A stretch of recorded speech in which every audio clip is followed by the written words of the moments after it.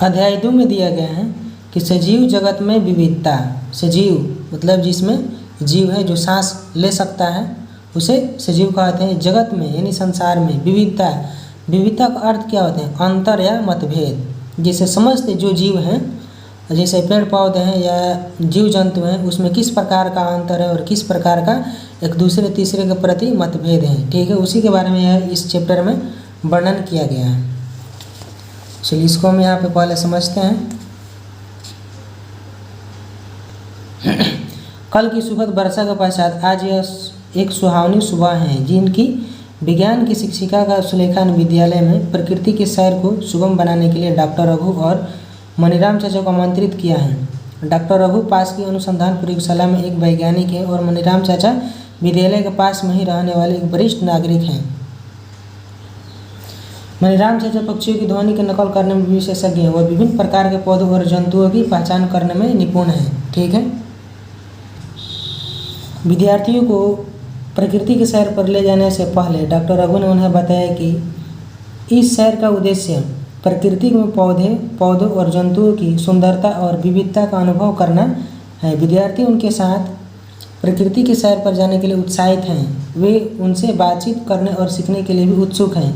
शिक्षिका ने सभी विद्यार्थियों को परामर्श दिया कि वे अपने साथ नोटबुक, पेन और पानी की बोतल लेकर चलें, ताकि हमारे जो आसपास के जितने भी प्राणी हैं, पक्षी या पशु जानवर हैं या पेड़ पौधे हैं, उनके बारे में हम अवलोकन करेंगे तथा उनकी बोली किस प्रकार की है, तथा उनका पेड़ पौधे किस प्रकार के हैं, कौन से पेड़ पौधे किस प्रकार के हैं, उन सब के बारे में हम अपने नोटबुक में लिखेंगे या वर्णन करेंगे। ठीक है, तो इस चैप्टर में इसी से रिलेटेड यहाँ पे दिया गया है,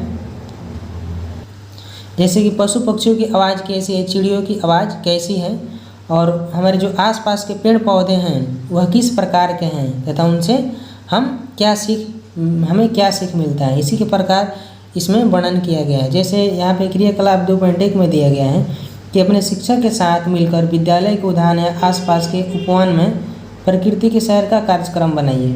प्रकृति की सैर करते समय विभिन्न पौधों, कीटों, पक्षियों और अन्य जंतुओं का अवलोकन करें। प्रकृति का सैर करते समय जो हमारे आसपास के उपवन है, बगीचे हैं, उसमें पौधों को, जो अनेकों प्रकार के पौधे हैं, पौधे किस प्रकार के हैं, उस पौधे से हम क्या प्राप्त करते हैं। कोई फूल के पौधे या कोई जैसे फल के हैं, उसे हमें क्या प्राप्त होता है, उसे हमें क्या सीख मिलती है। जैसे अनेक कीटों हो गए, अनेक कीट पतंग हो गए, पक्षी हो गए, ठीक है, और अन्य जंतुओं का अवलोकन करें। साथ ही मौसम की स्थितियों जैसे गर्म, ठंडा या तेज हवा इत्यादि का भी अंकित करें। ठीक है, फिर इसमें दिया गया है कि आप भूमि पर गिरे हुए अलग अलग प्रकार के पत्तों या फूलों को एकत्रित करके एक स्क्रैपबुक बना सकते हैं। प्रकृति में पौधों और जंतुओं के साथ छेड़छाड़ न करें, उनका ध्यान रखें। सुनिश्चित करें कि आप उद्यान में फूल पत्ती न तोड़ें। जैसे आप बगीचे में जाते हैं तो उसमें अनेकों प्रकार के पेड़ पौधे हैं, और जो फूलों से संबंधित जो पौधे हैं उनको फूल ना तोड़े, फूल पत्ती ना तोड़े, ऐसे इसमें सुनिश्चित करने के लिए कहा गया है। विभिन्न पौधों में तने, पत्तियों, फूलों और किसी भी अन्य रोचक जानकारी के बारे में किए गए अवलोकनों की तालिका 2.1 में दिए गए स्थानों में अंकित करें। जैसे यहाँ पे दिया गया है तालिका 2.1 में, और यहाँ पे वर्णन किया गया है चित्र के माध्यम से। जैसे ये घास है और ये तुलसी का पत्ता है और ये गुड़हल का फूल है। ठीक है, जैसे यहाँ पे दिया गया है कि हमारे आसपास उपस्थित विभिन्न पौधों का अवलोकन, जो हमारे आसपास जो विभिन्न प्रकार के पौधे हैं उसके बारे में इसमें अवलोकन किया गया है। जैसे देखिए, स्थानीय नाम सामान्य घास है। सामान्य घास के तना जो है वह किस प्रकार के होते हैं, तो कोमल और पतला होता है। ठीक है, जो सामान्य घास है उसके तना जो है वह अत्यंत कोमल और पतला होता है, और इसकी पत्तियाँ किस प्रकार के होते हैं, तने के विभिन्न बिंदुओं से एकांतरिक रूप से एक पत्ता निकलता है। ठीक है, और इसमें फूल कोई नहीं होता है। ठीक है, कोई अन्य अवलोकन एवं विशेषता है, तो इसकी पत्तियाँ जो होती है वह कैसी होती हैं, हरी होती हैं। ठीक है, देखिए फिर इसमें दिया गया है, जैसे तुलसी के बारे में हम जानेंगे तो तुलसी का तना जो होता है वह कठोर और पतला होता है, और इसकी पत्तियाँ जो होती हैं जोड़ी में एक दूसरे के सम्मुख व्यवस्थित होते हैं। एक दूसरे के सम्मुख मतलब आमने सामने। जैसे यहाँ पे हम देख सकते हैं ये तुलसी का पत्ती है, यहाँ पे एक दूसरे के आमने सामने है। ठीक है, जैसे पुदीना का पौधा हो गया, उसकी भी पत्तियाँ तुलसी की ही तरह एक दूसरे के आमने सामने होते हैं, ठीक है। तो इसमें और भी दिया गया है, इसके फूल जो होते हैं वो गुलाबी और बैंगनी होते हैं। और भी इसमें अवलोकन के बारे में दिया गया है। तो इसका अवलोकन में यहाँ पे हम लिख सकते हैं कि तुलसी जो है वह औषधीय पौधा है। इसके पत्तियाँ जो हैं वो हमारे सर्दी या खांसी जुकाम इत्यादि में काम आता है, जिसमें एंटीऑक्सीडेंट गुण होते हैं जो हमारे रोगों में सहायता प्रदान करते हैं, ठीक है। और भी इसके बहुत से गुण हैं। इसके जो फूल रूप में जो बीज होते हैं वह भी हमारे बहुत से रोगों में औषधीय गुण में काम आते हैं, ठीक है। चलिए आगे देखते हैं। इसमें दिया है गुड़हल, जिसका तना जो होता है वो कठोर होता है और इसकी पत्तियाँ की आकृतियाँ अभिविन्यास, तो इसकी पत्तियाँ जो होती हैं वह जालिका रूप में होती हैं, ठीक है। इसकी पत्तियाँ हरी या जालिका रूप में होती हैं, यहाँ पे हम ऐसा लिख सकते हैं। और इसके फूल देख, यहाँ पे हम लिख सकते हैं फूल, तो फूल यहाँ पे जैसे लाल, पीला, ठीक है। और इसके और भी अन्य विशेषताएं यहाँ पे लिखना है, तो अन्य विशेषताएं यहाँ पे लिख सकते हैं। गुड़हल के पौधे जैसे यहाँ पे पौधे इसके छोटा और देखने में जैसे सुंदर होता है, ठीक है, ऐसे हम लिख सकते हैं। और पत्तियों के बारे में इसे हम लिखते हैं, तो इसकी पत्तियाँ जो होती हैं हरी पत्तियाँ लिख सकते हैं, या जालिका रूपी में भी हो सकती है, ऐसा भी हम लिख सकते हैं। देखिए जैसे यहाँ पे नीम के बारे में दिया गया है कि नीम के जो तना होते हैं वह क्या होते हैं, कठोर और मोटा होता है, ठीक है। और इसकी पत्ती इसके यहाँ पे हम लिख सकते हैं कि लंबी, पतली पत्तियाँ होती हैं, ठीक है।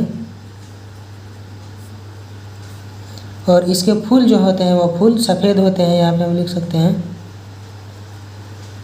फूल सफ़ेद होते हैं। और चिकनी सतह वाली पत्तियाँ होती हैं, ठीक है, चिकनी सतह वाली पत्तियाँ होती हैं। और इसमें भी और भी लिख सकते हैं, इसके बीज भी होते हैं। और अन्य जो आपको लिखना है अन्य पेड़ पौधे के बारे में, तो यहाँ पे लिख सकते हैं, ठीक है। चलिए इसे आगे अब देखते हैं। यहाँ पे आपने जिन पौधों का अवलोकन किया है उनमें क्या समानताएं और क्या विभिन्नताएं पाई। तो हमने जिन पौधों का अवलोकन किया उसमें किसी पौधे की लंबाई जो है वह बहुत बड़ी है, किसी के छोटे है, और किसी के तना जो है वह मोटा है, किसी का पतला है, किसी का कोमल है और किसी का कठोर है, ठीक है। ऐसी अनंत समानताएं या विभिन्नताएं पाई जाती हैं। आपने देखा होगा कि पौधे में विभिन्न प्रकार की विशेषताएं पाई जाती हैं, जैसे लंबा अथवा छोटा, कठोर अथवा कोमल तना, ठीक है। ऐसे बहुत सी विभिन्नताएं हैं। विभिन्न आकृतियों की पत्तियाँ और तने पर पत्तियों का अभिविन्यास, फूलों के रंग, आकार और सुगंध में भिन्नता।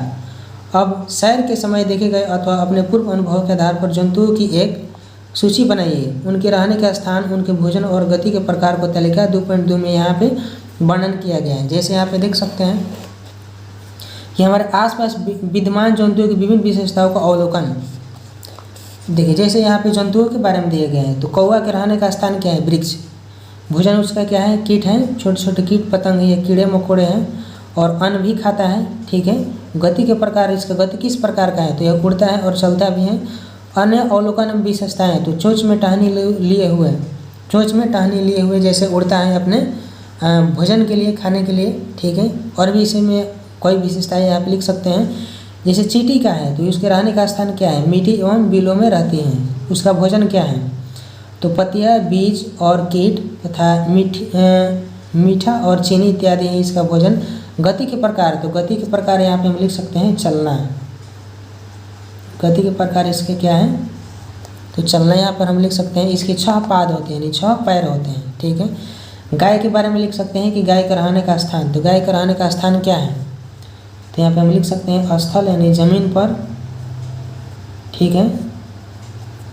और भोजन इसका क्या है जी, भोजन इसका घास है, पत्तियाँ हैं और अन्न भी है, ठीक है। गति के प्रकार क्या है, तो गति का प्रकार इसका है चलना।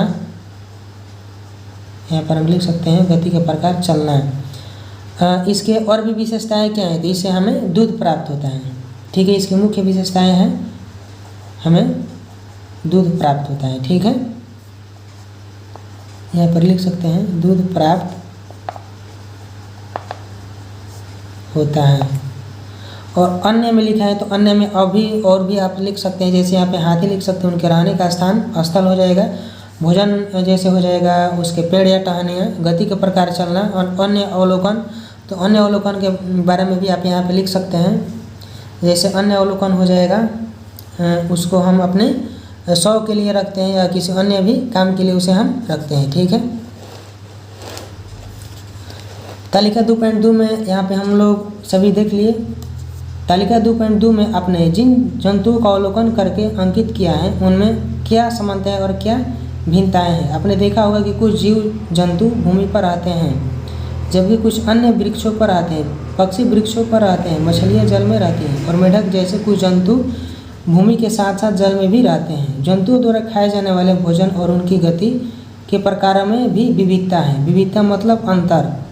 ठीक है, आपने जिन पौधों तथा जंतुओं का अवलोकन किया है उनके चित्र अपनी नोटबुक में बनाएं तथा अथवा आपके द्वारा एकत्रित किए गए विभिन्न पौधों के पत्तों, फूलों और जीव जंतुओं के पंखों के साथ एक स्क्रैप बुक तैयार करें। फिर जैसे कि यहाँ पे दिया गया है कि विद्यालय में आते जाते समय अपने आसपास के वातावरण का अवलोकन करें और विविध प्रकार के पौधों और जंतुओं को देखने की चेष्टा करें कि कौन से पौधे हैं तथा उनके किस प्रकार के पौधे हैं, किस प्रकार का पत्ती है, किस प्रकार के जड़ हैं, उनको अवलोकन करने के लिए बारे में कहा गया है। ऐसे किसी भी पौधे अथवा जंतु का नाम जोड़े जिसे आपने पहले तालिका 2.1 तथा 2.2 में सूचीबद्ध नहीं किया है। तो जैसे यहाँ पे जीव जंतु के बारे में कह रहे हैं तो आप अन्य के बारे में यहाँ पर लिख सकते हैं। जैसे हो जाएगा हाथी हो जाएगा और भी बहुत से हो जाएगा। जैसे बतख हो जाएगा, उनका रहने का स्थान क्या है तो ज़्यादातर वे जल में पानी में रहते हैं। भोजन मछली है, गति के प्रकार चलना है। ठीक है, और भी बहुत से लिख सकते हैं यहाँ पे।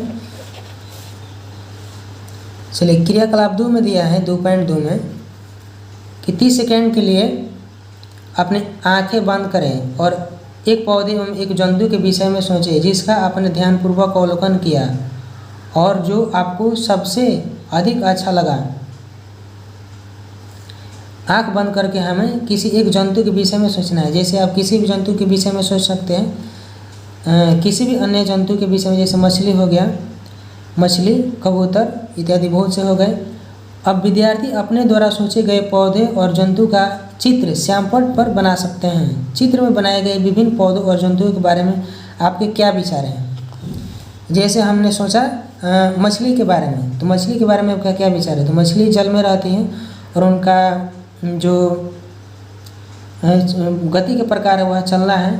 ठीक है, और भी हम इसके बारे में बहुत सी विशेषताएं लिख सकते हैं। वह गलफड़ों द्वारा श्वसन क्रिया करती हैं। ठीक है, कक्षा के सभी विद्यार्थियों द्वारा श्यामपट्ट पर भिन्न भिन्न प्रकार के पौधों और जंतुओं के कितने चित्र बनाए गए हैं। क्या आप सोच सकते हैं कि श्यामपट्ट पर चित्रित किए गए पौधों और जंतुओं के अतिरिक्त भी विभिन्न प्रकार के अनेक पौधे और जंतु हो सकते हैं। तो और भी बहुत से अनेकों जंतु और पौधे हो सकते हैं। ठीक है, किसी विशेष क्षेत्र में पाए जाने वाले पौधों और जंतुओं की विविधता उस क्षेत्र की जैव विविधता का भाग होता है। किसी क्षेत्र की जैव विविधता में प्रत्येक सदस्य की एक अलग भूमिका होती है। जैसे पेड़ कुछ पक्षियों और जंतुओं को भोजन और आश्रय प्रदान करते हैं, जंतु फल खाने के बाद बीज फैलाने में सहायता करते हैं इत्यादि। क्या आप ऐसे कुछ अन्य उदाहरण सोच सकते हैं। इससे पता चलता है कि पौधे और जंतु एक दूसरे पर निर्भर रहते हैं। ठीक है, जो पौधे और जंतु हैं वह एक दूसरे पर निर्भर रहते हैं। इसमें दिए गए हैं कि पौधे और जंतुओं का समूह कैसे बनाएं। आप अपने नोटबुक और पुस्तकों के समूह में कैसे व्यवस्थित करेंगे। क्या उन्हें समूह में व्यवस्थित करने से आपको अपने वस्तु को अच्छे ढंग से व्यवस्थित करने में सहायता मिलेगी। आइए अब हम अपने आसपास के संसार पर दृष्टि डालें। हमारे चारों ओर विभिन्न प्रकार की विशेषताओं वाले विविध प्रकार के पौधे और जंतु विद्यमान हैं जिनके विषय में हमने अनुभाग 2.1 में सीखा है। हम उनकी समानताओं और विभिन्नताओं के आधार पर उनके समूह बना सकते हैं। ठीक है, अब आगे इसमें दिया गया है कि विविध प्रकार के पौधों और जंतुओं के चित्र एकत्रित कीजिए। आप पुरानी पत्रिकाओं, समाचार पत्रों, चार्ट एवं अन्य स्रोतों से उनके चित्र काट सकते हैं। इनमें से प्रत्येक चित्र अलग अलग कार्ड पर चिपकाएं। ठीक है, अपनी कक्षा को 5 से 6 विद्यार्थियों को अलग अलग समूह में बांट लीजिए। अपने समूह के सभी साथियों द्वारा बनाए गए कार्ड पर एकत्रित कीजिए। कार्ड में दर्शाए गए सभी पौधों और जंतुओं की विभिन्न विशेषताओं का अवलोकन कीजिए। जितने भी आपने पौधे और जंतुओं को बनाए हैं, चित्रित किए हैं, उन सब का विशेषताओं को अवलोकन कीजिए कि उनकी विशेषताएं क्या हैं तथा उनका खान पान भोजन क्या है तथा रहने का स्थान क्या है। ठीक है, चलिए इसके बाद यहाँ पे आगे देखते हैं।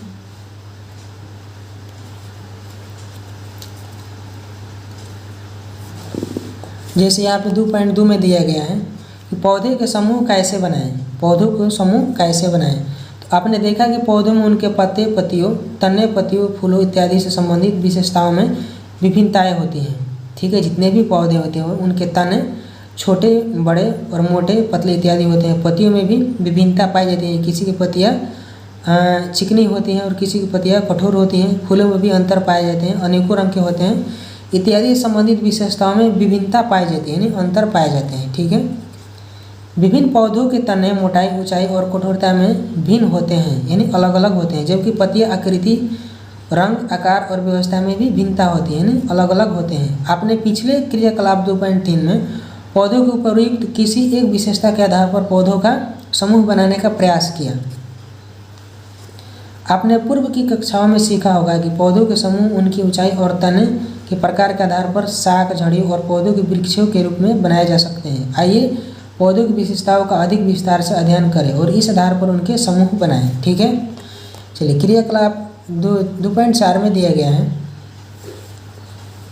कि आइए कुछ अन्य रोचक अवलोकनों के लिए एक बार पुनः प्रकृति के सैर पर चलते हैं। विभिन्न पौधों की ऊंचाई को ध्यानपूर्वक देखिए। विभिन्न पौधों की ऊंचाई को ध्यानपूर्वक देखिए। क्या ये सभी पौधे आपस में छोटे हैं या आपके बराबर ऊंचाई के हैं अथवा आपसे अधिक ऊंचे हैं? तने का रंग भूरा है या हरा? साथ ही उनके तनों को छूकर महसूस करें और उन्हें धीरे से मोड़ने का प्रयास करें। क्या आप सरलता से तने को मोड़ सकते हैं अथवा यह कठोर है? ध्यान रखें कि टूटे नहीं। ठीक है, कुछ ऐसे भी पौधे हैं जिनके तने बहुत ही कठोर होते हैं और बहुत ही मुलायम होते हैं। ठीक है, यह भी देखें कि पौधों की शाखाएं कहाँ से निकलती हैं। वे भूमि के निकट से निकलती हैं या तने के ऊपरी भाग से। अपने अवलोकनों को तालिका 2.3 में दिए गए रिक्त स्थानों में भरें। कुछ उदाहरण आगे भी दिए गए हैं।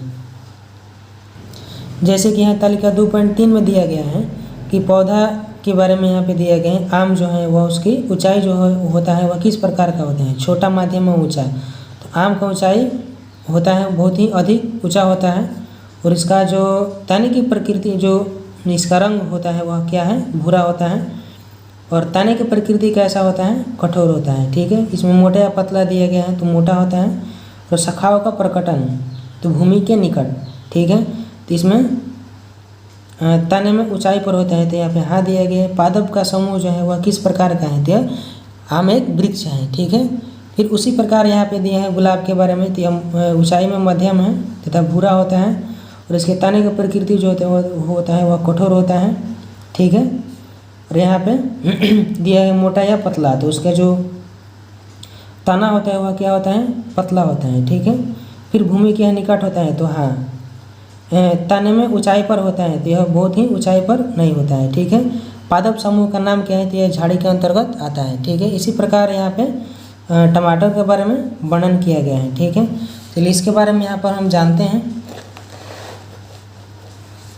कि आपको शाख, झाड़ी और वृक्षों के बीच क्या अंतर दिखाई दिया। तालिका 2.3 में दी गई जानकारी के आधार पर हम पौधों के समूह शाख, झाड़ी और वृक्ष के रूप में कैसे बना सकते हैं।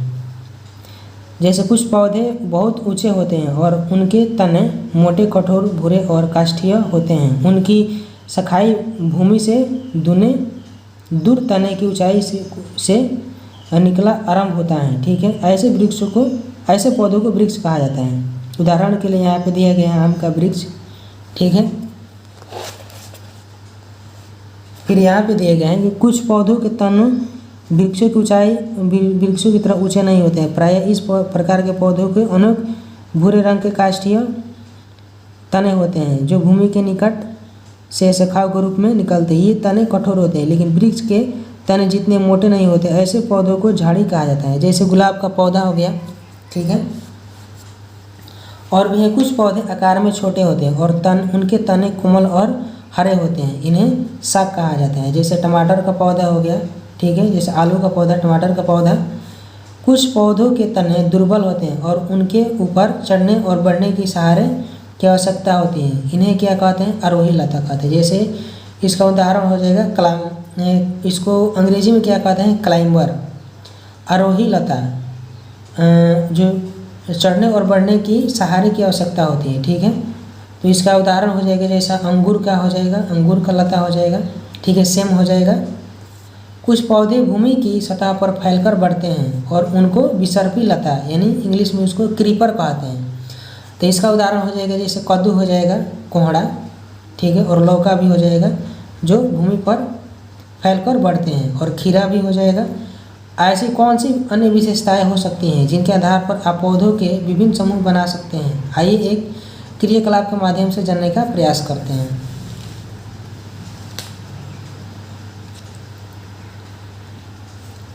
प्रकृति की सैर के समय आपके द्वारा एकत्रित किए गए विभिन्न पौधों की पत्तियों को देखें। क्या आपको इन पत्तियों की आकृति और संरचना में भिन्नता दिखाई देती है? जैसे देखिए यहाँ पे दिया है गुड़हल की पत्ती, तो ये किस प्रकार की पत्ती है? यहाँ पे लिखा गया है कि जालिका रूपी सिरा विन्यास युक्त हैं।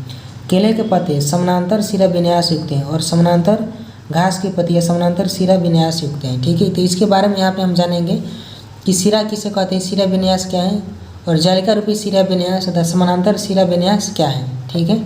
फिर यहाँ पे दिया गया है कि मूसला जड़ किसको कहते हैं, किस पौधे में मूसला किस पौधे के मूसला जड़ होते हैं और किसके झकड़ा जड़ होते हैं, ठीक है। तो इनके बारे में हम यहाँ पे समझते हैं।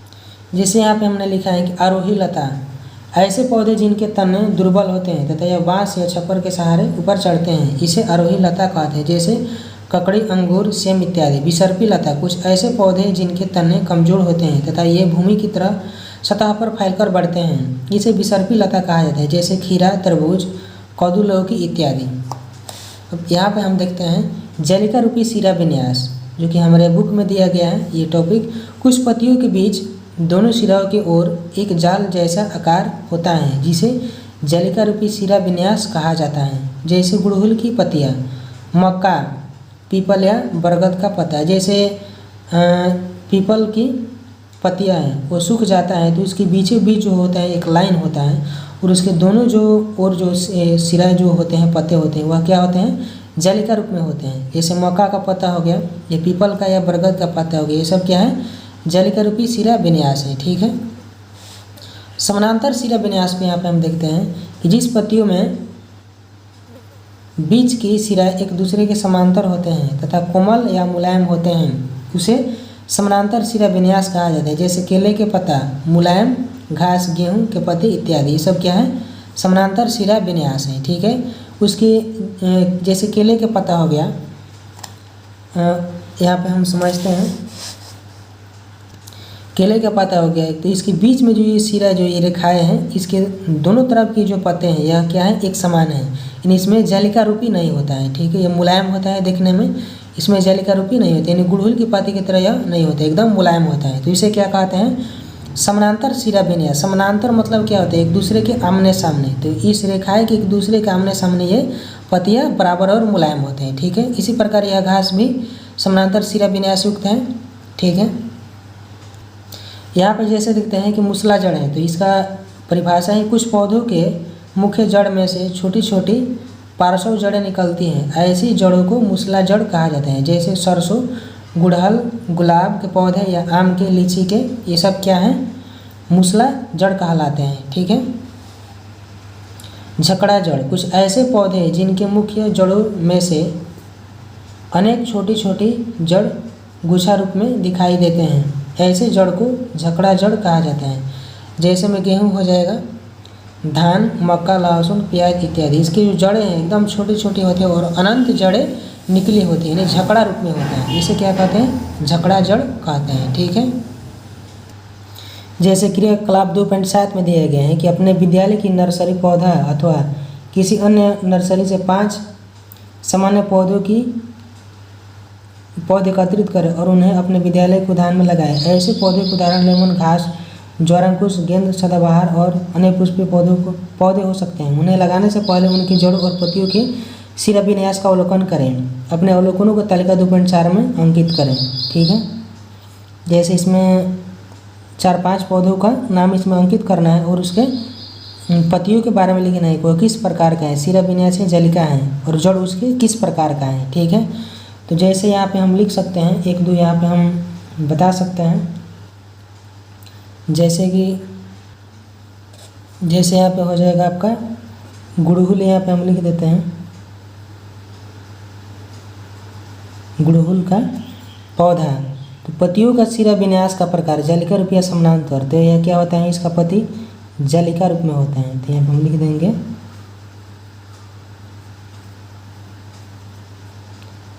जालिका। ठीक है, फिर उसके बाद ये है कि जड़ के प्रकार, जड़ झकड़ा है या मूसला जड़। तो गुड़हुल का जो पौधा का जो जड़ होता है, यह मुख्य एक ही जड़ होता है, तो इसका क्या हो जाएगा, मूसला जड़ हो जाएगा। ठीक है, तो यहाँ पर हम लिख देंगे मूसला। और भी इसमें हम आगे लिख सकते हैं, जैसे आप यहाँ पे लिख सकते हैं धान का, लिख सकते हैं धान, मकई इत्यादि कुछ भी का। तो शिलान्यास का प्रकार, तो शिलान्यास का प्रकार इसमें क्या होता है, इसमें इसका समानांतर होता है। ठीक है,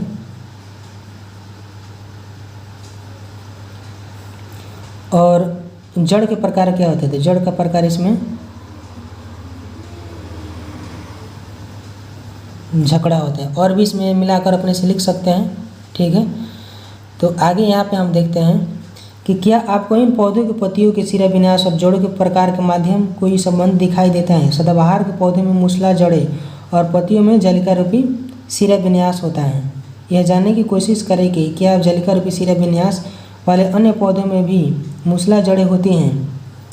जो जालिका रूपी शिलान्यास हैं उनमें क्या जड़ें और पत्तियों में समानांतर विन्यास होता है। क्या अन्य पौधे जिनमें समानांतर शिलान्यास होता है उनकी जड़ें भी झकड़ा होती हैं। सामान्यतः जिन पौधों में जालिका रूपी शिलान्यास होते हैं उनमें मूसला जड़ें होती हैं।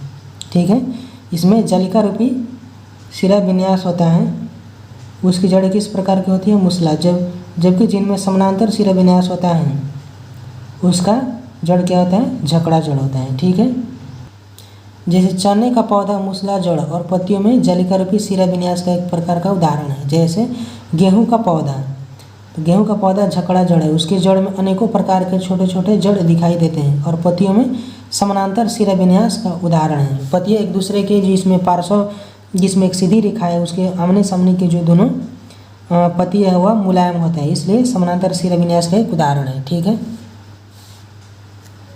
चलिए आगे इसमें देखते हैं। क्रियाकलाप 2.8 में दिया गया है कि चने और मक्का के कुछ बीजों को 2 या 3 दिन के लिए पानी में भिगोएं। चने के बीज का आवरण हटाकर बीजों की संरचना को देखें। अब चने और मक्का के बीजों की संरचना का अवलोकन करें, क्या वे समान हैं अथवा भिन्न हैं। आप देखेंगे कि चने के बीज अपने बीज का आवरण के अंदर 2 भागों में विभक्त हैं। प्रत्येक भाग को बीजपत्र कोटिलीडन कहा जाता है। ठीक है, जिन पौधों के बीजों में 2 बीजपत्र होते हैं उन्हें द्विबीजपत्री कहा जाता है। मक्का के बीज में एक पतला बीजपत्र होता है, ऐसे बीज वाले पौधों को एक बीजपत्री कहा जाता है। ठीक है, आप पौधों में पत्ती के शिलान्यास, जड़ों के प्रकार और बीजों में बीजपत्रों की संख्या में परस्पर क्या संबंध देखते हैं। द्विबीजपत्री पौधे में जालिका रूपी शिलान्यास और मूसला जड़ तंत्र होते हैं, जबकि एक बीजपत्री पौधों में समानांतर शिलान्यास और झकड़ा जड़ तंत्र होते हैं। आपने पौधों के समूह बनाने के लिए उपयोग की जाने वाली कुछ विशेषताओं के विषय में पढ़ा है। आइए अब जंतुओं के समूह बनाने के विषय में पढ़ते हैं कि जंतुओं का समूह कैसे बनाया जाता है। ठीक है, तो जैसे यहाँ पे दिया गया है कि जंतुओं का समूह कैसे बनाया जाता है। आपने क्रियाकलाप 2.2 में कुछ जंतुओं की गति को अंकित किया है। आपने संभवतः यह भी देखा होगा कि अन्य जंतु किस प्रकार एक स्थान से दूसरे स्थान पर गति करते हैं। आइए जंतुओं में विभिन्न प्रकार की गति को जानने का प्रयास करें। चित्र 2.7 में अनेक जीव जंतुओं को दिखाया गया है। जैसे आप इस चित्र में स्वयं द्वारा देखे गए अन्य जंतुओं को भी इसमें जोड़कर विविध प्रकार के जीव जंतुओं पर एक पोस्टर बना सकते हैं।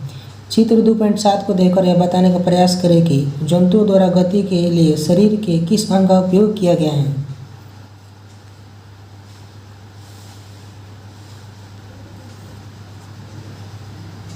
जंतुओं गति के लिए शरीर के किस अंग का उपयोग किया गया है। ठीक है, तो यहाँ पे जैसे देखते हैं जंतु में विविधता, जैसे अनेकों यहाँ पे जंतु हैं। ठीक है, जिसका चलने का, रहने का और खाने पीने का हर किसी के प्रकार में विविधता है। इन जंतुओं की तालिका 2.5 में सूचीबद्ध करें। इन जंतुओं में गति करने के तरीकों को देखें और उनके चलने के लिए उपयोग किए जाने वाले शरीर के अंगों के नाम बताएं, ताकि तालिका 2.5 में कुछ उदाहरण दिए गए हैं। जैसे देखिए यहाँ पे 2.5 में वर्णन किया गया है कि जंतु का नाम जैसे चींटी है, तो उसका गति का प्रकार क्या है। तो गति का प्रकार क्या है, चलना। ठीक है, गति के लिए प्रयुक्त शरीर के अंग तो टांगे से चलती हैं। ठीक है, जैसे बकरी का है चलना और कूदना, तो गति का प्रकार कैसे जो शरीर का अंग है वह क्या है, जो टांगों से चलते या कूदते हैं। ठीक है, जैसे कबूतर का हो गया उड़ना, तो पंख से उड़ता है। मक्खी का हो गया चलना और उड़ना, तो पैर और पंख से। मछली का तो गति का प्रकार है, तो मछली का गति का प्रकार क्या है, मछली के गति का प्रकार क्या है, जैसे यहाँ पे हो जाएगा तैरना। ठीक है, और शरीर के प्रयुक्त अंग कौन सा है गति करने के लिए, तो पंख है। ठीक है, इसमें और भी आप अन्य जोड़कर बना सकते हैं, लिख सकते हैं। जैसे इसमें इसके बारे में यहाँ पे वर्णन किया गया है कि प्रत्येक जीव जंतु जो है उसका गति का प्रकार कैसा है तथा गति के लिए शरीर का कौन सा अंग है, किस शरीर के अंग से कौन से गति करते हैं, इसमें इसका वर्णन किया गया है। ठीक है, हर किसी का गति करने का जो शरीर का अंग है वह अलग अलग है और गति का प्रकार भी अलग अलग का है। जैसे यहाँ पे दिया गया है कि विभिन्न परिवेश में पौधे और जंतु संभवतः अपने प्रकृति की सैर के दौरान अवलोकन किया होगा कि विभिन्न जीव जंतु भिन्न भिन्न परिवेशों में रहते हैं, यानी अलग अलग परिवेशों में रहते हैं। अपने तालिका 2.5 में जीव जंतु की गति को भी अंकित किया। जंतुओं की गति उनके परिवेश पर निर्भर करती हैं। जंतु की जो गति है उनके परिवेश पर निर्भर करती हैं। उदाहरण के रूप में हम मछली और बकरी को लेते हैं, तो इनका जो गति है वह अलग अलग है। मछली जल में रहती हैं और जल में ही तैरती हैं, गति करती हैं। जल में गति करने के लिए इनके पास धारारेखीय शरीर और पंख होते हैं। बकरी घास वाले क्षेत्र में रहती हैं और टांगों की सहायता से चलती हैं। जंतुओं के आकार एवं आकृति एक दूसरे से भिन्न होते हैं, यानी अलग होते हैं। उनके जो आकार हैं, मछली का आकार धारारेखीय होता है, जबकि बकरी का आकार इससे भिन्न है, अलग है। यानी हर एक दूसरे जीव जंतु का जो आकार है और उसके जो परिवेश की जो गति है एक दूसरे से भिन्न है, यानी अलग अलग है। ठीक है, जंतु द्वारा गति के लिए प्रयुक्त शरीर के अंग, जैसे यहाँ पे दिया गया है 2.10 में कि तालिका 2.6 को देखें और श्यामपट पर उसके जैसी तालिका बनाएं। अब उन पौधों और जंतुओं की नाम की सूची बनाएं जिन्हें आप या आपके सहपाठियों ने स्थानों पर देखा है अथवा जिनके बारे में आप जानते हैं। कुछ उदाहरण दिए गए हैं, आप उन उदाहरण को भी जोड़ सकते हैं। जैसे यहाँ पे दिया गया है कि विभिन्न परिवेशों में पाए जाने वाले जंतु और पौधे। मरुस्थल में ऊँट रहता है। ठीक है, जिसका ऊँट वह आसानी से उसमें मरुस्थल में चल पाता है और गर्म इलाकों में ही इनका रहना जैसे ज़्यादातर संभव होता है। ठीक है, गर्म इलाकों में या रेते वाले भागों में ये आसानी से चल सकते हैं। ठीक है, जैसे पर्वतीय क्षेत्र में देवदार वृक्ष होता है और शंकुआकार वृक्ष भी होता है। ठीक है, जो अत्यधिक ठंड को सहकर वह आसानी से उसमें रहना संभव होता है। महासागर में जैसे मछली और कछुओं का रहना होता है। जंगल में जैसे शेर हो गया, बाघ, चीता इत्यादि। ठीक है, विभिन्न क्षेत्रों में पाए जाने वाले जंतुओं और पौधों के संबंध में आपके क्या अवलोकन हैं, अपने अवलोकनों पर सहपाठियों के साथ चर्चा करें। तालिका 2.6 में आप देख सकते हैं कि इस प्रकार के क्षेत्र में पाए जाने वाले पौधे एवं जंतु अन्य प्रकार के क्षेत्रों में पाए जाने वाले पौधे और जंतुओं से भिन्न होते हैं। ठीक है,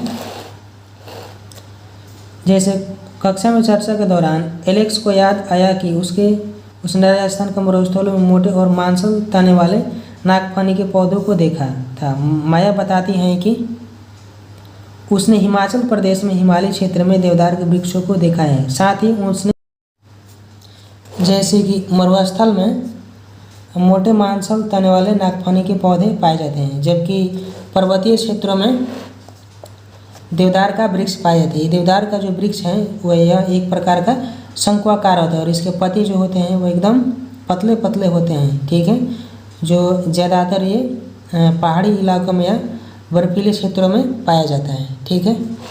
जैसे यहाँ पे इस चैप्टर में दिया गया है, यह ऊँट है, राजस्थान के गर्म मरुस्थल में रहने वाला ऊँट, और ये दूसरी तरफ लद्दाख के ठंडे मरुस्थल में रहने वाला ऊँट। इन दोनों में अंतर है, ठीक है। इसके शरीर पर मोटे मोटे और घने बाल होते हैं जो इन्हें ठंड से बचाने में मदद करते हैं, ठीक है।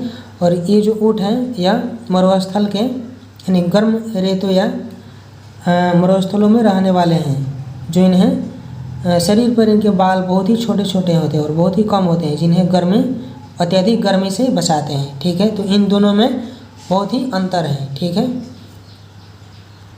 जैसे यहाँ पे दिया गया है कि गर्म मरुस्थल के ऊँटों के पैर लंबे होते हैं जिनमें चौड़े खुर होते हैं। एलेक्स ने साझा किया कि उसकी दादी ने उसे बताया था कि ऊँट के लंबे पैर और चौड़े खुर ऊँटों को रेतीले मरुस्थल की रेत में बिना धंसे चलने में सहायता करते हैं। दूसरी ओर ठंडे मरुस्थल के ऊँटों की ऊंचाई और पैर गर्म मरुस्थल के ऊँटों की तुलना में छोटे होते हैं। ये छोटे पैर उन्हें ठंडे पहाड़ी मरुस्थल क्षेत्रों में आसानी से चलने में सक्षम बनाते हैं, ठीक है। इस प्रकार से इन दोनों में काफ़ी अंतर होते हैं, ठीक है। मरुस्थलीय परिस्थितियों में भोजन सहजता से उपलब्ध नहीं होते हैं, अतः ऊँट अपने कुबड़ में भोजन संचित रखते हैं। गर्म मरुस्थलों के ऊँटों में एक कुबड़ होता है जो भोजन की कमी के दौरान उन्हें जीवित रहने में सहायक होता है। ठंडे मरुस्थलों के ऊँटों में 2 कुबड़ होते हैं। ये दोनों कुबड़ सर्दियों के अंत के दिनों में छोटे हो जाते हैं क्योंकि ठंडे मरुस्थल में अधिक भोजन उपलब्ध नहीं होता है और उस समय उन्हें कुबड़ों में संचित भोजन का उपयोग करना पड़ता है। जो उनके कुबड़ में जो उचित जो भोजन होता है चर्बी के रूप में, वहीं उनके बहुत दिनों तक चल सकता है, जिन्हें भोजन की आवश्यकता नहीं पड़ती है। उनके सिर से लेकर गर्दन के निचले भाग तक लंबे बाल होते हैं जो लद्दाख के बर्फीले मौसम में उनको जीवित रहने में सहायक होते हैं। मरुस्थल में ऊँटों को जीवित रहने में कौन सी अन्य विशेषताएं सहायक हो सकती हैं? तो उनमें ऐसी बहुत सी विशेषताएं निहित होते हैं जिनके छोटे छोटे बाल होते हैं जो गर्मी और उन्हें रेत से बचाते हैं तथा अत्यधिक गर्मी से उन्हें बचाते हैं, ठीक है। और भी इससे बहुत सी विशेषताएं हैं जिनमें पाया जाता है। फिर आगे इसमें देखते हैं। कक्षा के अन्य विद्यार्थियों ने भी अपने अवलोकनों को साझा करना आरंभ कर दिया। राजस्थान की रहने वाली काशी ने कहा कि ऊँट कम मात्रा में मूत्र विसर्जन करते हैं, उनका गोबर सूखा होता है और उन्हें पसीना भी नहीं आता। चूँकि ऊँट अपने शरीर से बहुत अधिक पानी का त्याग नहीं करते हैं, इसलिए बिना जल पिए वे कई दिनों तक जीवित रह सकते हैं। माया ने नीलगिरी के 16 वन में देखे खूबसूरत लाल फूलों वाले वृक्ष के विषय में बताया है। उसने बताया कि वृक्ष की ऊंचाई कम होती है और उनके पत्ते छोटे होते हैं ताकि वे पहाड़ की चोटियों पर तेज हवा में जीवित रह सकें। सिक्किम की रहने वाली पेमा ने बताया कि उसने पास के पहाड़ों में वृक्ष के लंबे पौधे देखे हैं, इसलिए भिन्न क्षेत्रों में यानी अलग अलग क्षेत्रों में पाए जाने वाले वृक्ष के पौधे भी उन क्षेत्रों में जीवित रहने के लिए विभिन्न विशेषताएं प्रदर्शित कर सकते हैं, ठीक है। दूसरी तरफ सागर ने अपने सहपाठियों को बताया कि वह एक विशेष समारोह के लिए अपने माता पिता के साथ अंडमान और निकोबार द्वीप समूह गया था। वहाँ उसने महासागर में विशाल व्हेल और रंगीन मछलियों को देखा। उसके पिता ने उसे समझाया था कि मछलियों का धारारेखीय शरीर उनके लिए जल में तैरना आसान बना देता है। हमने सीखा कि किसी विशेष क्षेत्र में पाए जाने वाले पौधों और जंतुओं की अपनी विशिष्ट विशेषताएं होती हैं। हर किसी का अलग अलग उनकी विशेषताएं होती हैं जिनको जीवित रहने के लिए अनुकूलन होता है, जो उन्हें जीवित रहने के लिए सक्षम बनाती हैं। ये विशिष्ट विशेषताएं जो पौधों और जंतुओं को किसी विशेष क्षेत्र में जीवित रहने में सक्षम बनाती हैं, उन्हें अनुकूलन कहा जाता है, ठीक है। जैसे यहाँ पे दिया है कि देवदार के बड़े पेड़ का आकार और वृक्ष की ऊंचाई ऐसे अनुकूल होते हैं जो पर्वतीय क्षेत्रों में जीवित रहने में सक्षम बनाते हैं, ठीक है। वह स्थान जहाँ पौधे और जंतु रहते हैं उन्हें उनका आवास कहते हैं। उदाहरण के लिए समुद्री कछुओं का आवास समुद्र या महासागर होता है, ठीक है। ऊँट का आवास गर्म या ठंडा मरुस्थल होता है। और वृक्ष का आवास पर्वतीय क्षेत्र होता है। पौधे और जीव जंतुओं का आवास उन्हें जीवित रहने के लिए भोजन, जल, वायु, आश्रय और अन्य विशेषताएं प्रदान करता है। कई प्रकार के पौधे और जंतु एक ही आवास में रहते हैं। आवास किसी क्षेत्र की जैव विविधता को निर्मित करने में महत्वपूर्ण भूमिका निभाता है। यानी जितने पेड़ पौधे हैं या जीव जंतु हैं, सबका जो भोजन है या उनका आकार है या जीव जंतु का जो रहने का जो आवास स्थान है, हर किसी का अलग अलग है। यानी एक दूसरे तीसरे से सब में एक दूसरे तीसरे से विविधता पाई जाती है, यानी अंतर पाया जाता है। ठीक है, जैसे यहाँ पे दिया गया है कि थल पर रहने वाले पौधों और जंतुओं के आवास को थलीय आवास कहते हैं। वन के मैदान, मरुस्थल एवं पर्वतीय क्षेत्र थलीय आवास के उदाहरण हैं। जल में रहने वाले पौधों और जंतुओं के आवास को जलीय आवास कहते हैं। जैसे तालाब, झील, नदियाँ, महासागर जलीय आवास के उदाहरण हैं। मेढक जैसे कुछ जंतु जल के साथ साथ थल पर भी रहते हैं, उन्हें उभयचर कहते हैं। ठीक है, ये जल और थल दोनों में रहते हैं, इसलिए इन्हें उभयचर जंतु कहा जाता है। ठीक है, चलिए इसके बाद यहाँ पे हमारा पाठ का अंतिम क्वेश्चन यहाँ पे दिया गया है। ठीक है, इस पाठ के यहाँ पे सारांश दिया गया है। जितना हम सब इस चैप्टर को पढ़ा है, इसका यहाँ पे सारांश दिया गया है। जैसे इस प्रकार है कि हम विविध प्रकार के पौधों और जीव जंतुओं से घिरे हुए हैं। पौधे और जंतुओं की ऐसी विविधता जैव विविधता का एक भाग होता है। पौधे और जंतुओं के समूह उनके बीच समानता और भिन्नता के आधार पर बनाए जा सकते हैं। ठीक है, पौधे में जड़, तना, फूल, पत्तियाँ इत्यादि से संबंधित विशेषताओं के आधार पर समानताएं और विभिन्नताएं होती हैं। जितने भी जड़ हैं, पेड़ पौधे या जीव जंतु हैं, सब में समानताएं या भिन्नताएं पाई जाती हैं। ठीक है, तो इस प्रकार से हमारा ये चैप्टर समाप्त है। आगे इसमें क्वेश्चन दिया गया है, तो अगले नेक्स्ट बार में इसको हम क्वेश्चन को इसमें बनाएंगे। ठीक है।